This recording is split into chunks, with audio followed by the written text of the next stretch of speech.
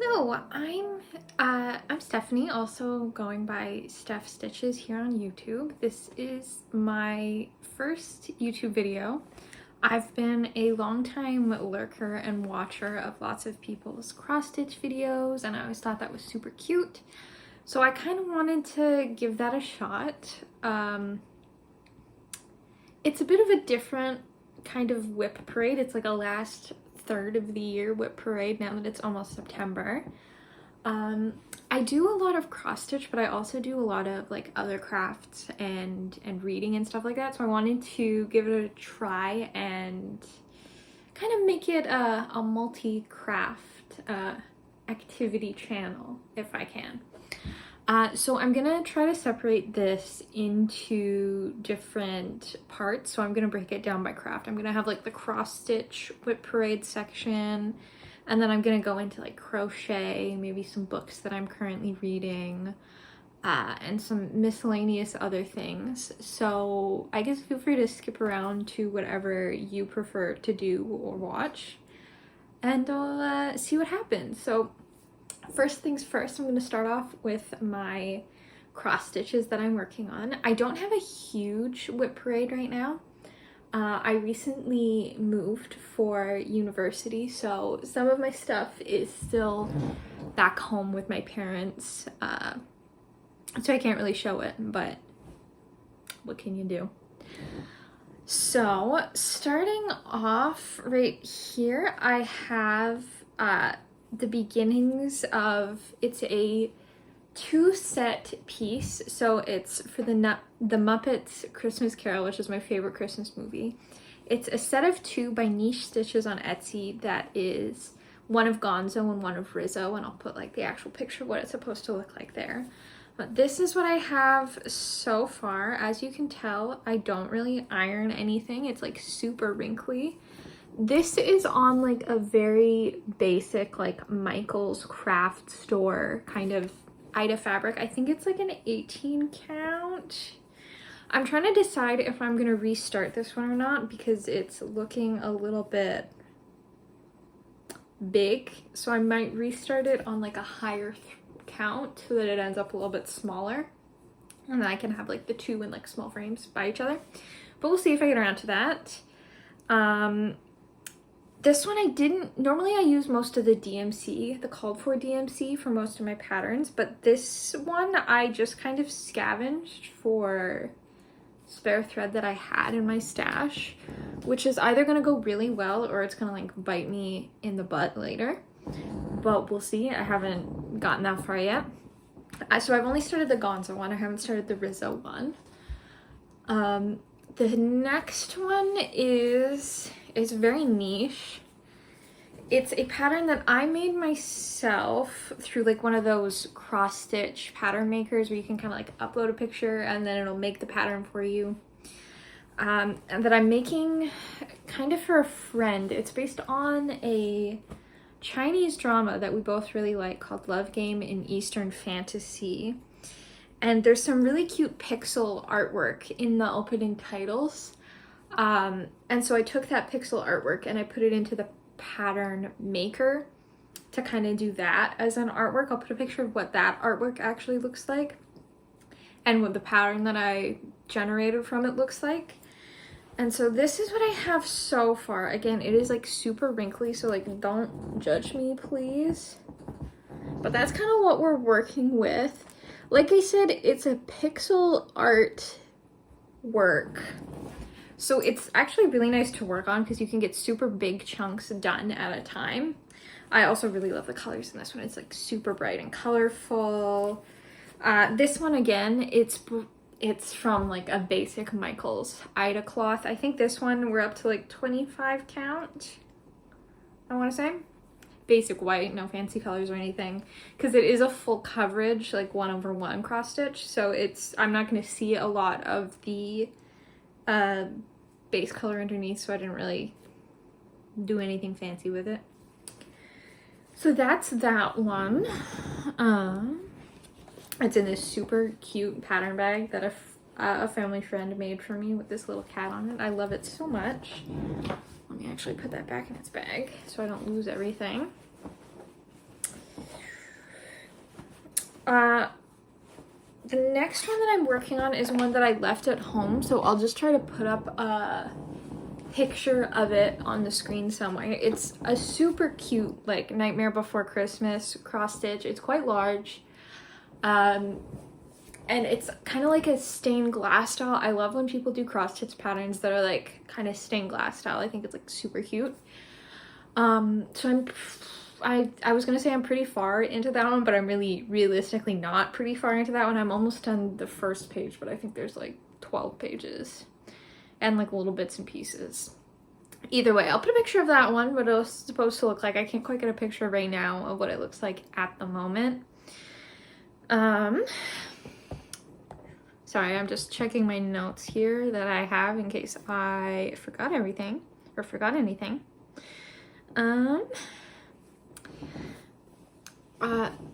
The kind of seasonal one that I'm working on right now, I'm trying to get some of my Halloween cross-stitching done since it's almost Halloween season, or it's almost fall.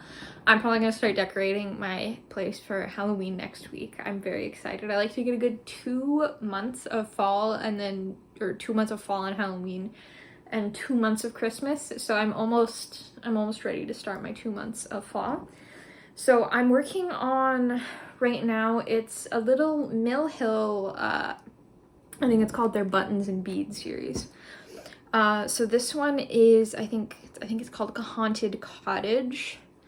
So it's kind of hard to see because it's dark colors on like a navy background. Maybe if I have like something white to put behind it. That's a little better.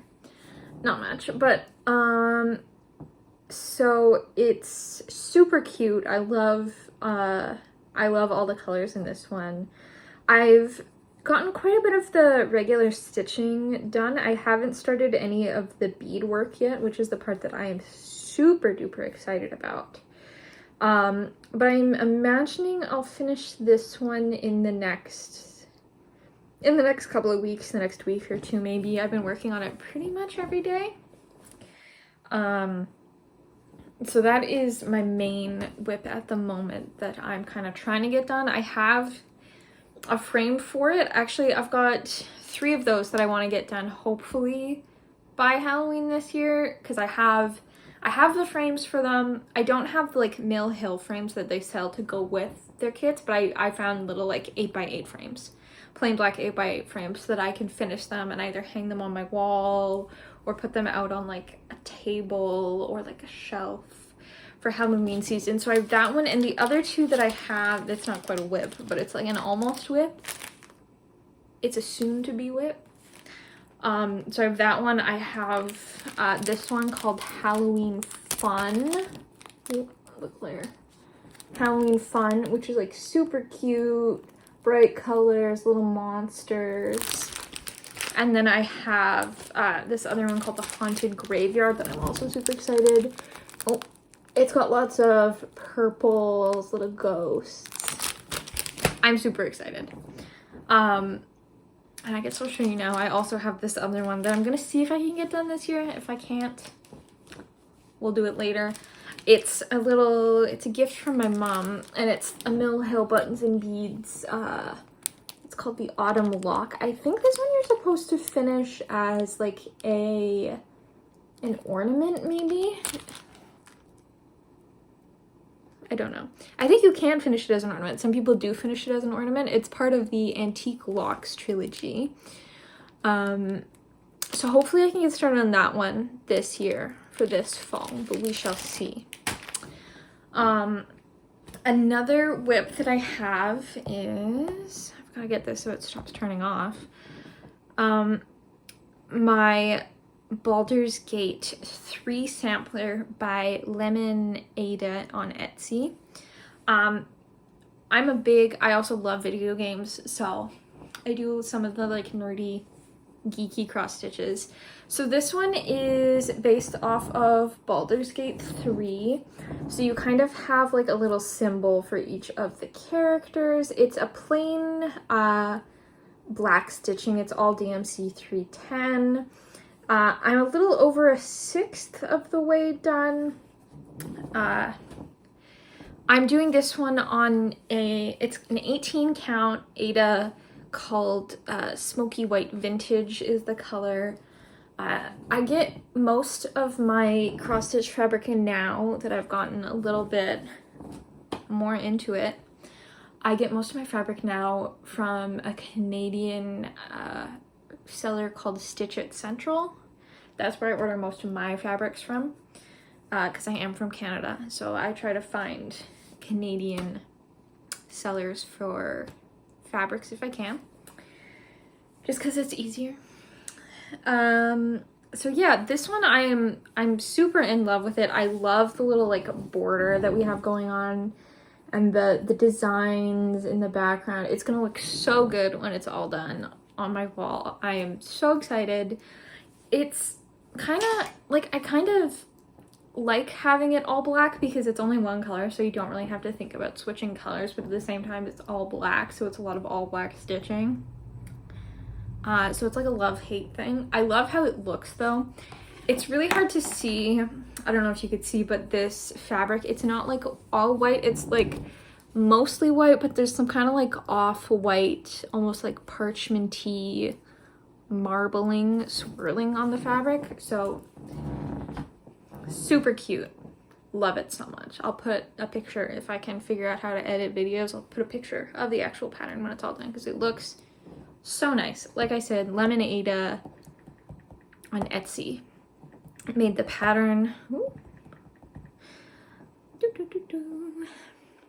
And my last WIP that well, that's not true. I do have another one at home that's like a kit from, I think, Dream Stitch. That's like a Studio Ghibli one, but I'll put a picture if I can. I'm really not that far through it. It's a Howl's Moving Castle.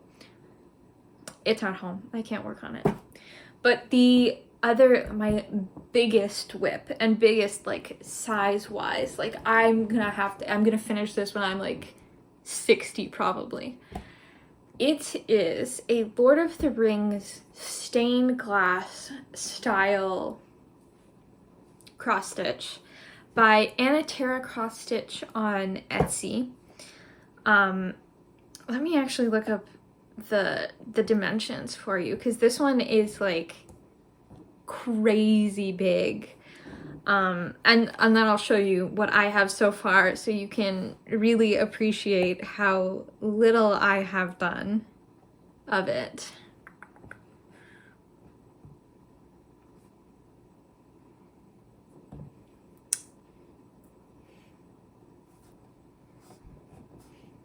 Okay, so it's called the Lord of the Rings Stained Glass, and the design itself is 450 stitches by 797 stitches high. It is massive.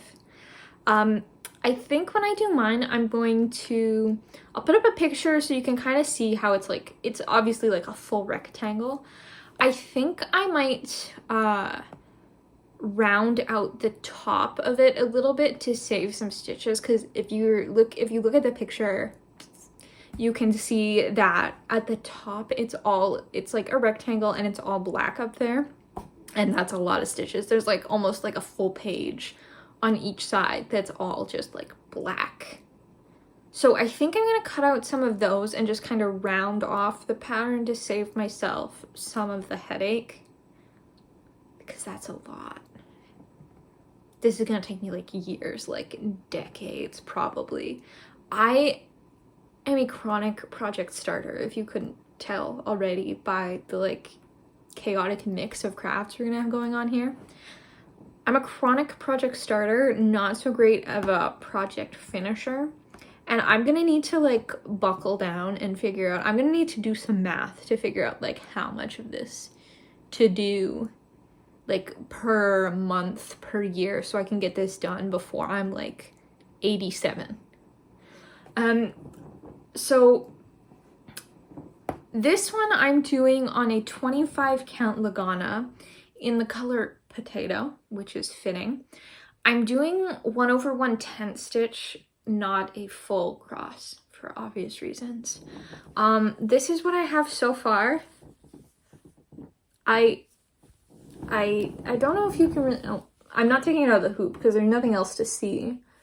That is the tiniest, babyest start of Legolas's foot in the pattern. So I am like, I've barely even started. It's like a dream of what a cross stitch might be one day. And let me look up the actual numbers so we can see what percent of the way. I use markup for any of my digital patterns. I use markup on Apple. And let's see. And it'll estimate how long it thinks it'll take you to finish a project based on like how many stitches, how long you spent doing the stitches, right? And it's like usually comically wrong if you don't stitch that often. So I have spent I've only worked on it for 4 days in total since I started it. So I haven't really worked on it. There is a total of 358,650 stitches. I've done 763 stitches, which is 0.21% of the cross stitch. For some reason, markup still thinks that I'll get this done by 2030, which is ambitious. I don't think I'll be getting it done by 2030, but we will see. So this one will be coming back around frequently, quite often. Like I said, a little bit of Legolas's foot.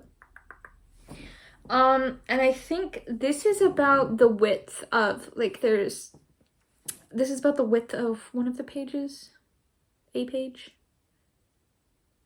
I think it's either a full page or a half page, and I'm not sure which. Maybe a half page. Either way, I've barely started it. I've got fabric for days. I'm gonna try to work on that one because I love it. I think it'll look so good when it's done. I'm gonna be so proud of it. I have so much thread to work on it. I'm using all the called for DMC. I don't have enough brain power to switch out colors for something quite that big. So called for DMC. It's gonna be a journey. I'm also going to start a new cross stitch probably this month, September. It's a cross stitch kit that I got from, I want to say Dream Stitch. It's like a beading kit, like a stitch bead embroidery. So it's like fully stamped so you can see all the patterns. Actually, let me show you I won't show you like the pattern, but like it's stamped. The way they do it is they stamp it in like opposite colors. So they try to find like a super highly contrasting color to stamp the canvas with so you can see it really easily. But that does mean when you're looking at the stamped canvas or the like pattern, things look like crazy psychedelic. It's crazy looking. So there's nothing really to look at. I'm not going to show you the empty canvas that I haven't done anything on, but this is what it'll look like when it's done. I will put up a better picture, but it's like a super cute, super like whimsical bit of scenery. It's lots of pinks and purples, which I love. So I am excited to get started on that one this month. It's another big one, so it's going to take a while. There seems to be a theme here. A lot of big ones. I also love full coverage, which is a problem because that means a lot of stitches. But that is all of my cross stitches. I think I might move on to crochet next. I am a crochet girly. I'm trying to learn how to knit, but we'll get into that after. So I've got 3 main projects on the go for cross stitch right now, or not cross stitch, crochet right now. The first one is a quilt kit. It was like a monthly thing that I'd subscribed to through, the company was Annie's Quilt Kits, Annie's Kit Club, but I think they've changed names now, and I don't know what they changed their name to. So I can't help with that.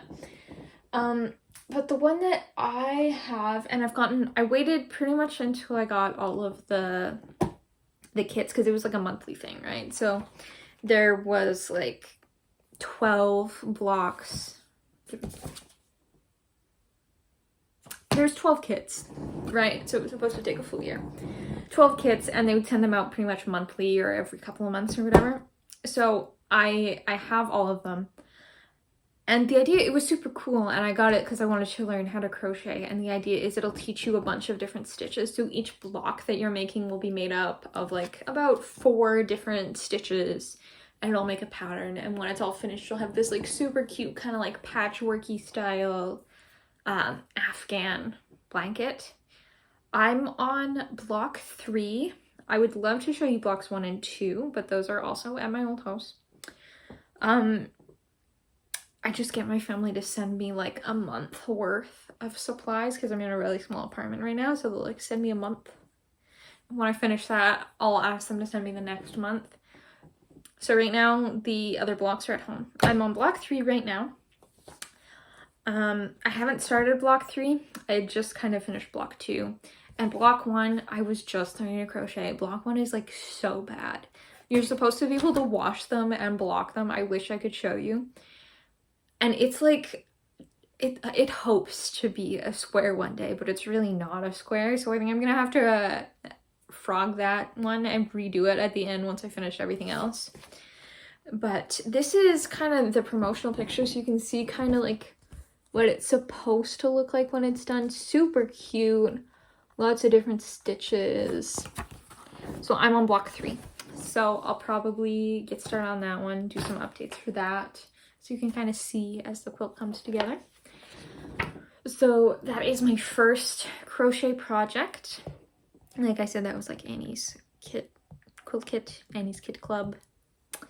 The next one that is kind of like an autumny one that I'm working on, it is a witch hat, and the pattern was from the Entangled Fae on Etsy. And I'll put a picture of what it's supposed to look like. This is what I've got so far. I've got like the pointy part of the hat, the like flippity floppity part of the hat. I need to make like the actual brim of the hat. Otherwise it just kind of looks like a really bad version of like Wirt's hat from Over the Garden Wall, but in brown. I love this yarn that I picked. Again, I don't know what yarn it is. I left like all of my information at home. I have like a book at my house where I put all of my crafty information. I glue in all of my little labels from my yarn, and I put my stickers that I get with my cross stitch fabric. And it's all in there so I can keep track of what I'm doing. And I left it all at my house, so I don't know. I got it from Michael's. It's a basic yarn from Michael's, but it's super cute because it's like, it's got like light browns and dark browns. You can't really tell, but kind of. You can see a little bit maybe, but it's like super cute. I picked a brown so it'd be like super neutral. So it'll kind of go with anything, ideally. It'll go with lots of things. So it's super cute. I'm excited to finish that. Hopefully I'll finish that in the next month or 2 so that I can wear my little witchy hat out and about. We shall see. And then the other one that I'm working on is called the Strawberry Tote, the Strawberries and Cream Tote by KD Pretty on Etsy. I'll put a picture of what that's supposed to look like. And it's like super cute because there's a little white ruffle. I'm not too crazy about how mine looks so far, so I think I might have to frog mine and restart because I want to change the color of green that I used for the tops of the strawberries. And I also, here, I'll just show you what I've got so far. You can't really tell what the problem is from here. I messed up on my second round of strawberries, so I started in the wrong place, and that's gonna bug me. It's gonna come to haunt me later. but it's kind of hard to see, but because it's such a dark red and green that I used, and I kind of like hid the yarn inside the stitch, which is, it's nice because it's, you don't have a bunch of ends that you have to weave in at the end. But because the green and the red are so dark, you can kind of see it running through, which I think is gonna bug me. So I might frog it and then redo it with like the magic knots. So it'd be so many color changes for all of these little strawberries, but I might like it more. If you have a thought or an opinion or a suggestion as to what I should do, feel free to drop it in the comments. But I think I am gonna frog it and definitely start again. The pattern is beautiful. I love the pattern, and I'm gonna love it when it's done. So I'm gonna restart and remake it. Or at least I'm gonna frog down to like the strawberries, right? Like I'm probably not gonna frog the whole thing, but I'll redo at least the top, so I can do a different green for the tops of the strawberries. And I'll probably like frog down to here so I can, the red's not as noticeable, so I might just leave that one running through. But yeah, so I can redo the green. Because I think it'd look nice with like a lighter green, because it's like so pastel, and it's got like the white ruffle at the top when it's done. So I think lighter colors might be the way to go with that one. Like I said, let me know if you have thoughts and opinions. Let me know what you think.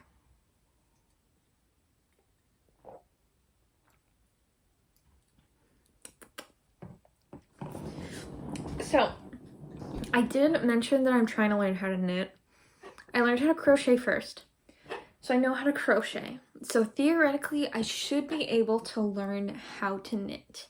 I have knitting needles. I have yarn. I'm trying to make as a gift for my sister, and if my sister somehow finds this YouTube video, which I don't think she will, but if she does, skip this part. I'm trying to make my sister as a gift, as my first knitting project. I found this book. It's called Fellowship of the Knits. It's very cute. It's very fantasy Lord of the Rings inspired knits. It's these like dwarf gauntlet gloves. It's so cute. It's perfect. I have the yarn. I have the knitting needles, the circular knitting needles. I get so confused. I know I have to like sit down and figure it out, because that's what it was for crochet. I learned how to crochet because it was the only craft that I brought with me on a vacation once. So it was the only thing. I had to sit down and make myself learn how to crochet, or I wasn't able to craft on this vacation. So I need to like lock myself in a cabin somewhere with nothing else to do, and I'll figure out how to knit in like an afternoon. I practiced a little bit with like the casting on, and then it started talking about like going in a circle, and I got lost and I got afraid. But I think I can do it. Actually, I know I can do it, but I need to channel the patience to actually do it, because I love all of the patterns in this book. Like, look at these gloves. Look at those gloves. Those are so cute. And also, after I got that book, my dad got me a Nightmare Before Christmas knitting book, and the clothes are so cute. So I need to learn how to knit so that I can make these things. So again, if you have suggestions, if you're a knitting wizard, if you know the right YouTube videos that I need to watch to figure this out, please let me know. I'm desperate. I love making things. So that's my knitting journey so far. Please feel free to follow me on that journey as I try to learn how to knit. I also sew. So the other kind of big project that I'm working on, whoop, we're thoroughly in the miscellaneous category by now, by the way. The other big project that I'm working on right now, it's called a puff quilt. I'll put a picture of some, like a puff quilt up here somewhere. I saw people doing it on Instagram, and I loved it so much because I accidentally bought like 2 giant bags of stuffing at Michael's one time. So I have the stuffing for it. And it's really nice because it uses a lot of like fabric scraps and like left behind bits. And since I sew a lot, I have a lot of bits and pieces left behind from other projects. So I did some math. And for the quilt that I'm making, the puff quilt I'm making, I need 256 squares. And the way I'm doing it, the way that I saw other people do it that I'm stealing, is for your top piece, because each puff is like a piece. And so you make and assemble all the puffs, and then you sew like a backing piece of fabric onto it. So you only see the front piece of fabric to make the puff, you don't see like the back piece. So the way I've seen other people do it is it's like a 5.5-inch square on top, and then just a 5-inch square underneath. So out of my 256 5.5-inch squares, I've got 189 so far, which is this stack of fabrics. I've been going through all of my fabric stash and cutting up all of my scraps that are big enough. And I found some really inexpensive quilting cotton at like used fabric stores, thrift store kind of things. So I've been using that as well. And it's gonna look so cute. I've got lots of like bright colors and pastels. Now let me pull out a few of my favorites here. We've got like, there's like strawberries, pink strawberries, little like 4-leaf clovers. It's a lot of pastels, a lot of like, here, let me try to like fan. Like it's gonna be cute. I have way too many of this fabric. So I'm gonna see if I don't have enough, I might have enough in my stash that I can replace some of these with some other squares and then just use these ones that I've already cut as like, cut them down a little bit as like 5-inch backing pieces. Because I've got like truly a comical number of this color. I've got like 20 something. For the rest of them, the most I have is like 10, maybe 15. I got like 20 some. So it's gonna look really weird if I've got like a mismatch and then like a bunch in one pattern. Anyway, so I've got, it's gonna be so cute. So cute. That, yeah. You get the idea. It's gonna be cute. I'm excited. I'm almost there. 189 out of 256. I can taste it. But we're not quite there yet. And I'm not gonna start assembling it till I have all the squares, because I need to get all the squares and then I need to lay them out all over my floor like a madman. And then like get them into stacks and take pictures and then assembly line it. But that is my other miscellaneous sewing project. I don't think I have any other sewing projects on the go at the moment, which is big for me. Like I said, I do a lot of other crafts, and a lot of them are back at my other house, or my parents' house rather. I rebind books as well, because I love to read. Reading is one of my favorite things. So I read a lot, and I love old beaten up books, and I love to just fix them up and make them look new. And I have rebound like books for friends, and it's just kind of like a fun hobby. I'm currently working on like rebinding the Outlander book series. Liberty Fabrics has a line of quilting cottons that are called, I think the line is Hello from the Highlands. So I'll put a picture of that. And so I'm taking those fabrics and I'm rebinding the Outlander books, and I'm doing each Outlander book in a different one of those quilting cottons, because Highlands, Outlander, and you're seeing it's all coming together. I've only finished the first one so far. I've only finished Outlander, and I'll see if I have a picture. If I have a picture, I'll put that there. I've only gone to the first one. I'm working on rebinding the Princess Diaries books because I found, again, a Quilting Cotton, that it's done in like a pastel, like ombre rainbow. So each of the books is going to be done in a slightly different color. It's going to look super cute. It's going to be like a beautiful thing.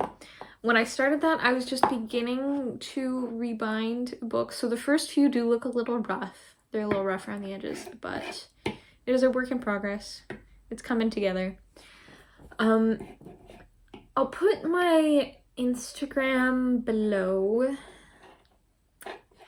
My Instagram is mostly book content, but I do like book reviews and stuff like that. But I do also post some of the books that I rebind on there if that's something you're interested in. If not, don't worry about it. So I'm hoping to do a lot of like books and book review stuff here. I recently got, it's super cute. It's a little reading journal because I left all my other reading journal, you guessed it, at home.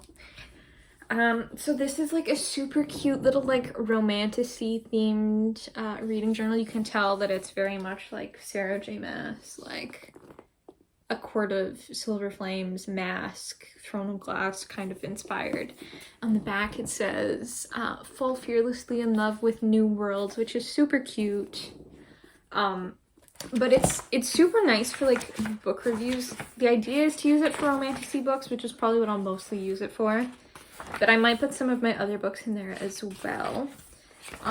It's super nice because it's got like very decorative pages to kind of like start your book reviews. And it's like 3 full, I guess that's 6 full pages. Like 3 double-sided, so 6 pages per book for book review. So you've got like the basics, like your author and your tropes and whatever, and then some like questions about like the romance and the world building to kind of get you to think more about it.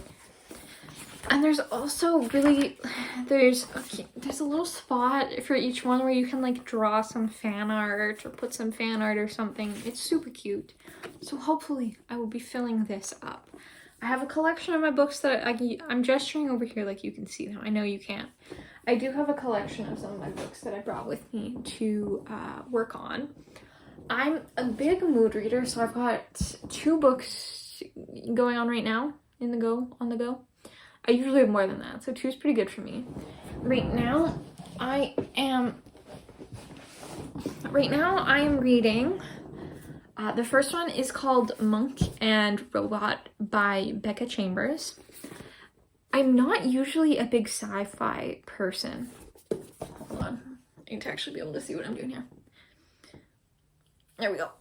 I'm not usually a big sci-fi person. This one, instead of like a dystopian sci-fi, they call it a utopian sci-fi. So this one is about a tea monk named Dex who travels around their world and eventually meets a robot, as the title suggests. But the kind of idea, or cut that out. The interesting thing about this one is it's a utopian future. Robots came alive like centuries ago, generations ago, and they went off into the forest and they said, please don't contact us. We want to see what the world is like, what life is like without you. So robots went off into the wild and humans made a promise not to contact them. And humanity kind of evolved and it became like it's utopian rather than dystopian, right? So it's like a very cozy, like environmentally friendly, like I'd say kind of like eco-punk, if that makes sense. And so they're about this tea monk Dex who feels like something's missing in their life, and one day they run into a robot, the first robot that anyone's seen in centuries, who has come to check on humanity and see where they are and kind of how life has gone since the robots left. It is such a good book series, actually, because this one, it's 2 books in the series, in the Monk and Robot series. The first one is the first one is a psalm for the wild built, and the second is a prayer for the crown shy.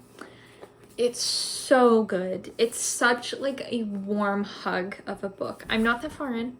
I'm like that much in. So I'm probably most of the way through the first book. And I had read the first one before, but I haven't read the second one yet. And honestly, it's so good. If you just need like a little pick-me-up, a little like a warm hug, a cup of tea, if you will, of a book, definitely pick this one up, read it from the library. The audiobooks are also actually quite good. I listened to the audiobook for the first one, and it's so cozy. And they're pretty short reads too. Like the first audiobook was maybe like 7 to 8 hours, I think. So they're not long reads, but it's a good read. The other main book that I'm reading right now, I'm reading on my e-reader, and it is called The Indifferent Stars Above. That one is interesting because it's a historical nonfiction. I'm not usually a big nonfiction person. It has to be pretty interesting nonfiction to kind of get my attention. And this one does. It's actually really good so far. I'm about a quarter of the way through it. It's a very long book, and it is about the Donner Party. Hold on, let me see if I can actually pull it up here.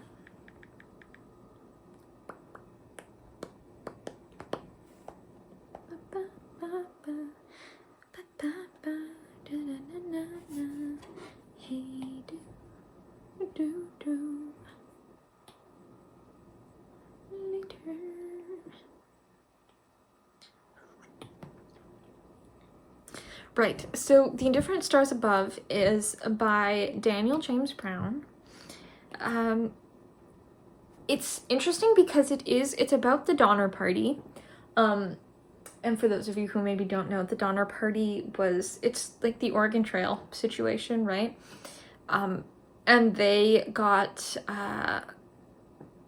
stuck in the Sierra Nevada mountains over wintertime, and it was like a huge tragedy. I won't go into a lot of the gory details. But so it focuses on the Donner Party, and it starts from their home, like before they set out, and it kind of like follows them on the whole journey. But it follows specifically one woman named Sarah Graves. So it's kind of focused on her and her story and what she was doing. It's quite good. It's not like a boring like historical fiction, like facts and numbers, like dates and times. Daniel James Brown really tries to focus on like what they would have been feeling, like the common experiences. So like these are the things that would have likely happened, and we know from this journal entry that this kind of happened, right? This year I'm trying to follow along with the it's the hardest reading challenge you'll ever do 2.0, I think is what it's called. So it is this huge reading challenge. So it's called the hardest reading challenge you'll ever do 2. This is year 2. And it is designed to be pretty much impossible to actually complete. It is like crazy detailed. There's like, I'll put a link for it below if you want all of the details, but it's like a bingo board of prompts, but they are like almost impossible to do. Like it is crazy difficult, and the idea is to like broaden your reading and expand your reading habits and who you read and what you read. So that's why I started reading The Indifferent Stars Above, and it's so good. So I have a lot of books that I want to read to kind of get going on that. So if reading is your thing, if arts and crafts are your thing, I might just do kind of like the occasional cozy, like come read with me, or like a slow day in the life. You know those videos that you see that are like cozy and cute and with like relaxing background music? I might try to do the occasional one of those. I do some coloring as well, maybe that. We'll see. So that's the kind of stuff that I'm hoping that I can do. I keep looking at myself instead of at the camera, so there's going to be like half me looking at the camera, but mostly me just like looking at myself to make sure that I don't look stupid. So so I'm gonna try to do like a little bit of everything, but I'm gonna kind of make it like cozy and comfy. I don't know how often I'll upload, hopefully like once a week, every other week maybe. But if you are interested, if you kind of want to follow along, see how it goes, feel free to do that. I would love to have you here. And if you don't, then you know what, it'll be at least like a little bit of a journey for myself to make sure that I'm not like going crazy on my own here. Because like I said, I moved out for school, so I'm gonna get busy. And it's gonna be stressful, but it's gonna be fun. I'm gonna have the time of my life. So if you want to be along for that journey, come along. If you don't want to be along for that journey, then I guess this will just be like some kind of weird video journal for myself and maybe like my future hypothetical children one day. So yeah, thank you for watching. Hopefully I'll see you in the next one. Bye-bye.